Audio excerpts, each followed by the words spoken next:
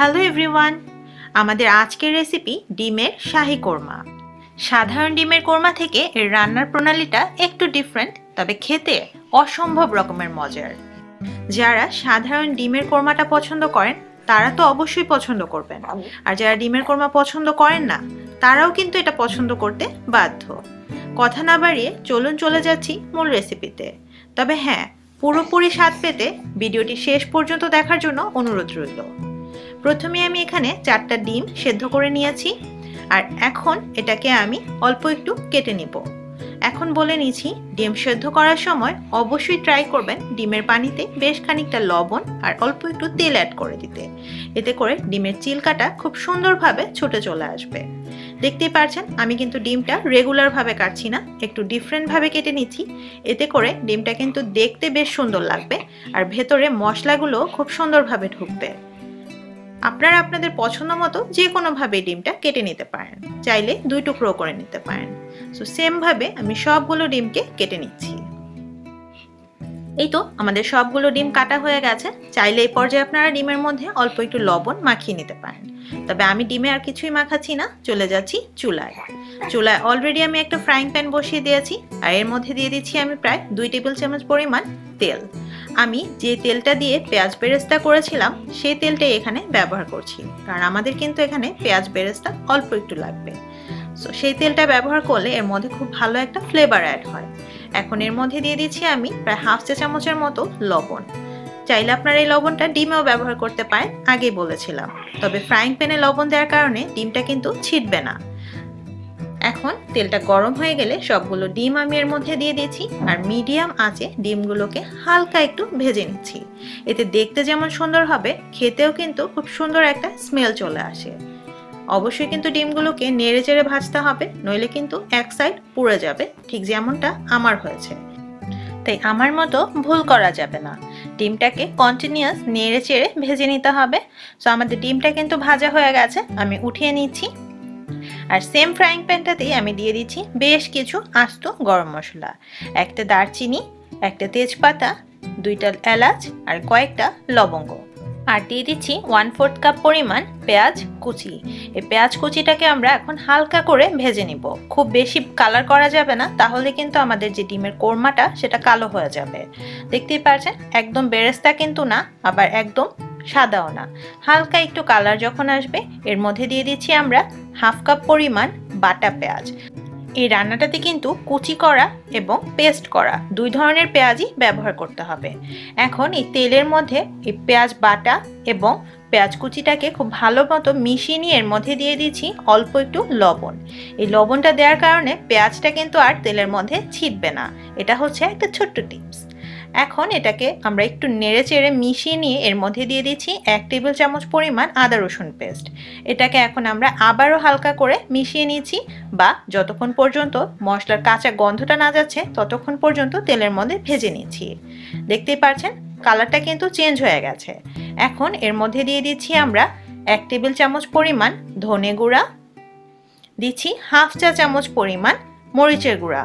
মরিচের গুঁড়া কিন্তু এখানে বেশি ব্যবহার করা যাবে না, তাহলে কিন্তু কালারটা সুন্দর আসবে না।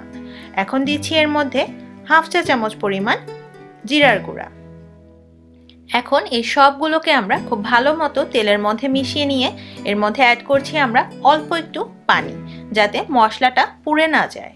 পানিটা কিন্তু এখানে খুব বেশি ব্যবহার করার কোনো প্রয়োজন নেই, অল্প একটু পানি মশলাটা কষানোর জন্য। তো এখন এটাকে খুব ভালো মতো আমরা নেড়ে চেড়ে মিশিয়ে নিয়ে এর মধ্যে অ্যাড করে দিচ্ছি আমরা 1 টেবিল চামচ পরিমাণ কাজু পেস্ট। এইটা হচ্ছে এই শাহি কোরমার একটা সিক্রেট। এই কাজু পেস্টটা কিন্তু অবশ্যই ব্যবহার করতে হবে পুরোপুরি টেস্টটা পাওয়ার জন্য। দিয়ে দিচ্ছি 1 টেবিল চামচ পরিমাণ পোস্তদানার পেস্ট। পোস্তদানার পেস্টটাও কিন্তু অবশ্যই ট্রাই করবেন এর মধ্যে ব্যবহার করার জন্য। আরেকটা জিনিস আমরা এর মধ্যে ব্যবহার করব, সেটা এখন না, সেটা একটু পরে। সো এখন এই জিনিসটাকে সম্পূর্ণ মিশিয়ে নিচ্ছি তেলের মধ্যে, যতক্ষণ পর্যন্ত না তেলের উপরে চলে আসছে এই সম্পূর্ণ মশলাটা। দেখতেই পাচ্ছেন মশলাটা কিন্তু খুব সুন্দর মতো কষানো হয়ে গেছে, মানে তেল আর মশলাটা আলাদা হয়ে গেছে। এই পর্যায়ে আমরা অ্যাড করছি আমাদের সেই ভেজে রাখা ডিমগুলো। আর ডিমগুলো দিয়ে এটাকে আমরা 30 সেকেন্ডের মতো খুব ভালো মতো নেড়ে চেড়ে মশলাটার মধ্যে মিশিয়ে নিব, যাতে করে ডিমের মধ্যে মশলাটা খুব ভালো মতো অ্যাড হয়ে যায়। এই পর্যায়ে যদি আপনি পানি অ্যাড করে দেন সেক্ষেত্রে কিন্তু মশলাটা ডিমের গায়ে খুব ভালো মতো লাগবে না। সো খুব ভালো মতো এটাকে 30 সেকেন্ড থেকে 1 মিনিটের মতো নেড়ে চেড়ে মিশিয়ে নিয়ে এর মধ্যে আমরা অ্যাড করে দিচ্ছি কয়েকটা আস্ত কাঁচামরিচ। দেখতেই পাচ্ছেন ঠিক কোন পর্যন্ত এটাকে নাড়াচাড়া করতে হবে। সো আমাদের এখন অ্যাড করার সময় কাঁচামরিচ, আমি এখানে কাঁচামরিচগুলোকে আস্ত ব্যবহার করেছি, আপনি চাইলে এটাকে 2 টুকরো করেও ব্যবহার করতে পারেন। এখন দিয়ে দিচ্ছি 1/4 কাপ পরিমাণ লিকুইড দুধ। এই রান্নাটাতে কিন্তু দুধই ব্যবহার করতে হবে, পানি ব্যবহার করা যাবে না। আর এটা হচ্ছে আমাদের আরেকটা সিক্রেট, এখানে কিন্তু আমরা চিনি ব্যবহার করিনি, করেছি কিশমিশ পেস্ট। এর ফলে কিন্তু এর টেস্টটা বহুগুণে বেড়ে যাবে। আপনি চাইলে এখানে চিনিও ব্যবহার করতে পারেন, তবে আমি রিকোয়েস্ট করছি অবশ্যই একবারের জন্য হলেও কিশমিশ পেস্টটা ব্যবহার করে দেখবেন, স্বাদ অনেক পার্থক্য। আপনি ব্যবহার না করা পর্যন্ত কিন্তু এটা বোঝা সম্ভব না।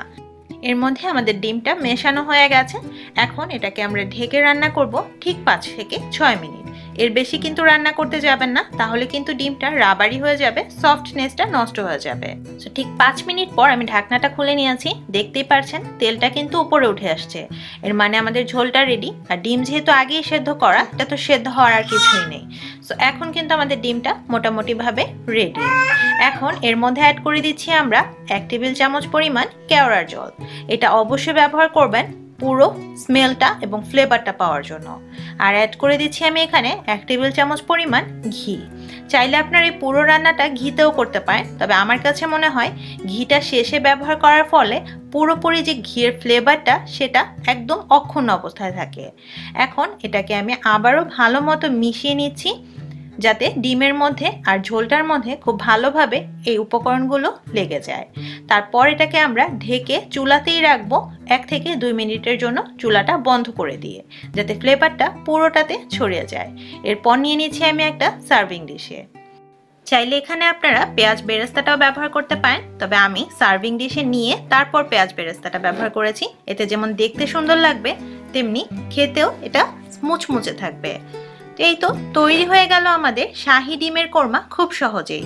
কেমন লাগলো আমার আজকের রেসিপিটি? যদি ভিডিওটি ভালো লাগে তাহলে একটি লাইক দিয়ে অবশ্যই আমার চ্যানেলটি সাবস্ক্রাইব করে আমার পাশেই থাকার জন্য অনুরোধ রইল। আজকের মতো বিদায় নিচ্ছি, দেখা হবে নেক্সট পর্বে নতুন কোনো রেসিপির সাথে। আল্লাহ হাফেজ।